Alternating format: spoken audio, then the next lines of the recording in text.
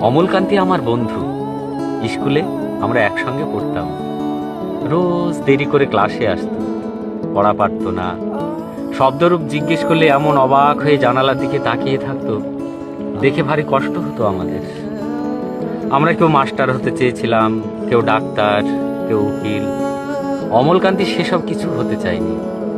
সে রোদ্দুর হতে চেয়েছিল, ক্ষান্ত বর্ষণ, কাকডাকা বিকেলের লাজুক রোদ্দুর।